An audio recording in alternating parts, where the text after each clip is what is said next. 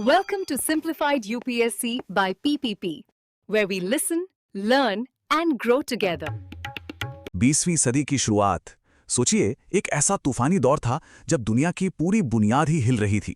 सदियों पुराने जो साम्राज्य थे वो ताश के पत्तों की तरह ढह रहे थे और उनकी जगह लेने के लिए नए बहुत ही पावरफुल और कट्टरपंथी विचार एक दूसरे से टकराने के लिए बिल्कुल तैयार खड़े थे। तो सवाल ये उठता है कि जब पुरानी दुनिया खत्म होती है तो होता क्या है। 20वीं सदी की शुरुआत में ये सवाल, आप यकीन मानिए, हर किसी के दिमाग में घूम रहा था। और इस एक सवाल के जो जवाब सामने आए, उन्होंने तो आने वाले इतिहास का पूरा नक्शा ही बदल कर रख दिया। और इसकी कीमत अक्सर खून और तबाही। देखिए, पहले विश्व युद्ध ने सब कुछ तबाह कर दिया था। मतलब इसने सिर्फ लाखों लोगों की जान ही नहीं ली, बल्कि पुरानी दुनिया का जो भरोसा था, जो यकीन था, उसे भी चकनाचूर कर दिया। तो अब एक नई दुनिया बनाने का वक्त आ गया था। और इस दौड़ में 3 बड़े, बहुत ही शक्तिशाली विचार आमने सामने थे। तो चलिए सबसे पहले बात करते हैं इन विचारों में से पहले की, साम्यवाद की। ये एक ऐसा रेवोल्यूशनरी आइडिया था जो रूस की उथल-पुथल से पैदा हुआ था। और इसने वादा क्या किया? इसने मजदूरों के लिए एक नई दुनिया का वादा किया, एक ऐसी दुनिया जहां कोई मालिक नहीं होगा। अब देखिए, 1917 का साल रूस के लिए ये साल मतलब बिजली की रफ्तार से बदलाव लेकर आया। सोचिए, एक ही साल में 2 क्रांतियां। पहली ने तो सदियों पुराने जार के शासन को उखाड़ फेंका और फिर दूसरी ने बोल्शेविकों को सीधे सत्ता मिला दिया। और इन घटनाओं ने सिर्फ रूस का नहीं, बल्कि पूरी दुनिया के भविष्य की दिशा ही बदल डाली। तो इस रूसी क्रांति के कारण और प्रभाव दोनों ही जबरदस्त थे। मतलब एक तरफ तो इसने देश को एक इंडस्ट्रियल पावर बनने की राह पर डाल दिया, लेकिन दूसरी तरफ गृह युद्ध और सरकारी आतंक की आग में लाखों लाखों लोग मारे गए। ये एक ऐसा बदलाव था जिसकी वाकई में बहुत बड़ी कीमत चुकानी पड़ी। लेकिन रुके, साम्यवाद अकेला पावरफुल आइडिया नहीं था उस वक्त। एक और जबरदस्त ताकत थी जो दुनिया को बदल रही थी, और वो थी राष्ट्रवाद। अब देखिए, जहां साम्यवाद कहता था कि सारी सरहदें मिटा दो, वहीं राष्ट्रवाद अपनी सरहदों, अपनी पहचान और अपनी संस्कृति को सबसे ऊपर रखता था। और इसका सबसे बड़ा उदाहरण हमें देखने को मिलता है चीन में। चीन में क्या हुआ? एक बहुत ही क्रूर गृहयुद्ध चल रहा था और उसी दौरान हुआ लॉन्ग मार्च। अब टेक्निकली देखें तो ये चीन के कम्युनिस्टों के लिए एक बहुत बड़ी हार थी। उन्हें हजारों मील पीछे हटना पड़ा था, लेकिन उन्होंने इस हार को एक शानदार जीत की कहानी में बदल दिया। ये उनके रेजिलियंस और डिटर्मिनेशन का प्रतीक बन गया और इसने चीनी राष्ट्रवाद को एक नई, बहुत ही आक्रामक पहचान दी।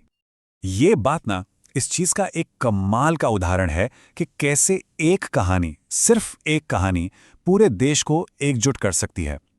लॉन्ग मार्च की इस कहानी ने चीनी लोगों को ये यकीन दिला दिया कि अरे, हम किसी भी मुश्किल का सामना कर सकते हैं। और बस इसी कहानी ने उन्हें एक झंडे के नीचे लाकर खड़ा कर दिया।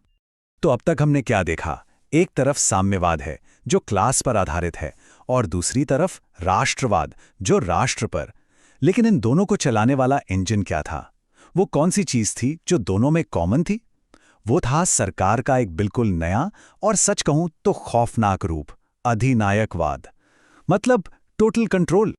अधिनायकवादी राज्यों का एक ही सिंपल सा नियम था, एक नेता, एक पार्टी और एक ही सच, बस। यहां पर किसी विपक्ष, किसी बहस या पर्सनल फ्रीडम के लिए कोई जीरो जगह थी। सिर्फ और सिर्फ स्टेट का पूरा कंट्रोल। और ये चीज पुरानी राजशाही या तानाशाही से कहीं ज्यादा खतरनाक थी। क्यों? क्योंकि अधिनायकवादी सरकारें मॉडर्न टेक्नोलॉजी का इस्तेमाल करती थीं।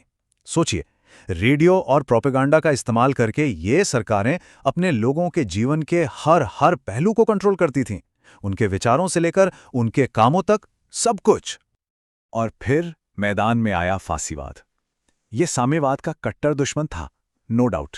लेकिन मजे की बात देखिए, इसने सत्ता पर कब्जा करने के लिए तरीके कौन से अपनाए? वही अधिनायकवाद वाले। तो फासीवाद असल में था क्या? ये राष्ट्रवाद और अधिनायकवाद का एक बहुत ही घातक, एक डेडली कॉम्बिनेशन था। और यहीं पर इस दौर का सबसे बड़ा पैराडॉक्स, सबसे बड़ा विरोधाभास सामने आता है। देखिए, साम्यवाद और फासीवाद अपने गोल्स में एक दूसरे के जानी दुश्मन थे, लेकिन सत्ता बनाए रखने के उनके तरीके वो हैरान करने वाले और डरावने रूप से एक जैसे थे। दोनों ने डर का इस्तेमाल किया, प्रोपेगेंडा का इस्तेमाल किया और पर्सनल फ्रीडम को तो पूरी तरह से कुचल कर रख दिया। तो अब हमारे सामने तस्वीर क्या है?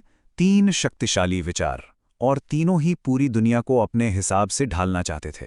अब ये तो साफ था कि ये कहानी शांति से खत्म नहीं होने वाली। एक बहुत बड़ा, एक महाविनाशकारी टकराव बस होने ही वाला था।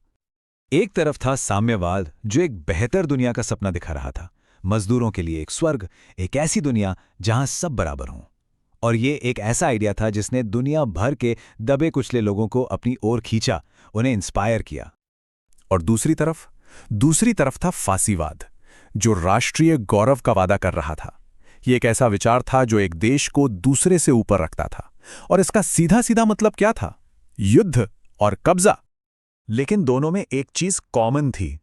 दोनों ही सिस्टम्स में आपसे पूरी वफादारी और पूरा कंट्रोल मांगा जाता था। मतलब सिर्फ एक ही रास्ता था, स्टेट का रास्ता, कोई दूसरा रास्ता नहीं, कोई दूसरी आवाज नहीं।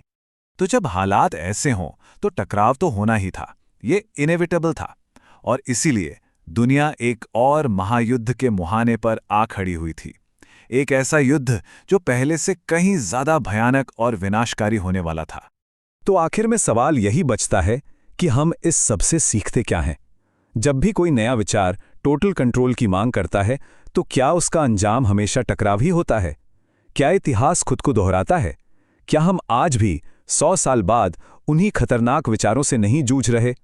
ये कुछ ऐसे सवाल हैं जिनका जवाब हम सभी को मिलकर खोजना होगा। Thanks for watching. Follow us on Telegram and Instagram. Don't forget to like, share, and subscribe.